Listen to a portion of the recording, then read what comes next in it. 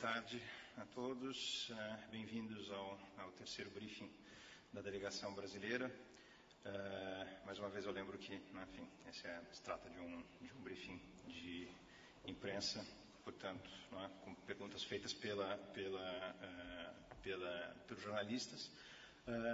Nós vamos conduzir o briefing, como sempre, em inglês. Well, thank you very much for your presence here. This is the third briefing of the Brazilian delegation.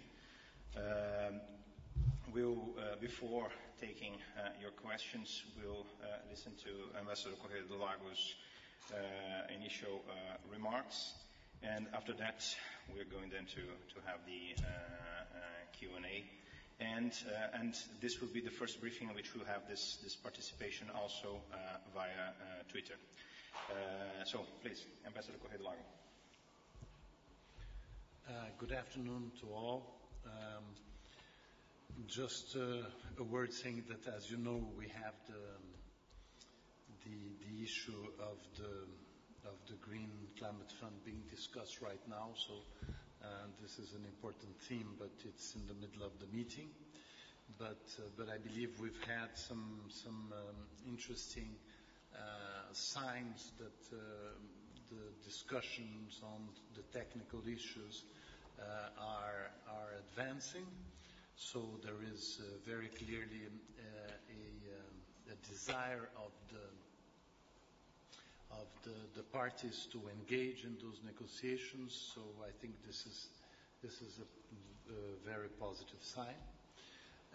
This including has, I think, been the case, for instance, in REDD+. So I think that we are in a positive mood in the sense of the negotiation itself.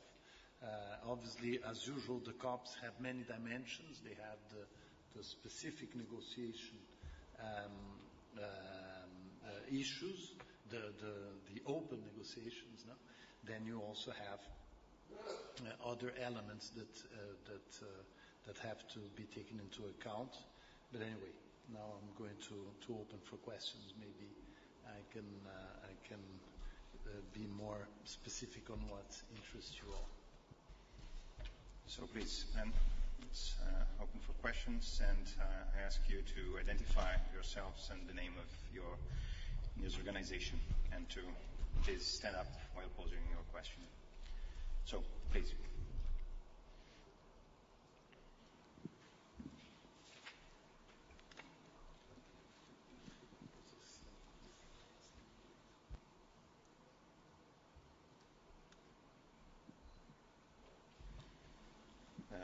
Yes, please. You here in front. Second row. Hello, I'm Rachel Baird from the Church Times in London. At the previous conference with the South Africans, there was a question along the lines of, are the negotiations around the Green Climate Fund falling apart? And now you're coming and saying that there are some good things happening. So could you tell us a little bit more, please, about where the Green Climate Fund discussions have got to? When I left the room, Saudi Arabia was speaking, which is a very important player in that discussion. That's why I mentioned that one as one that I didn't want to mention very specifically, because I don't know how the meeting is going to end. So if you insist, I can say some words about it. There are two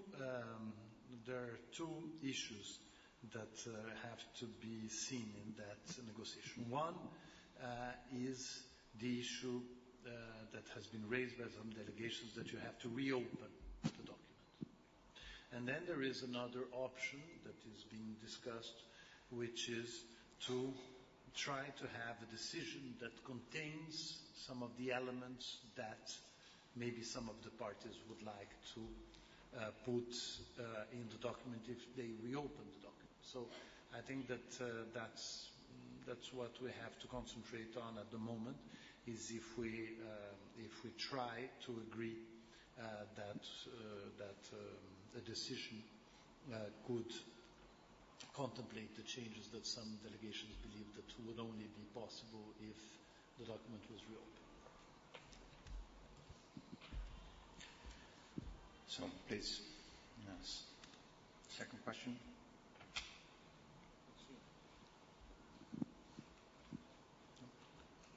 All right, so I think I'll take the opportunity then to pose the first question via Twitter, which is a question from @PH_Torres.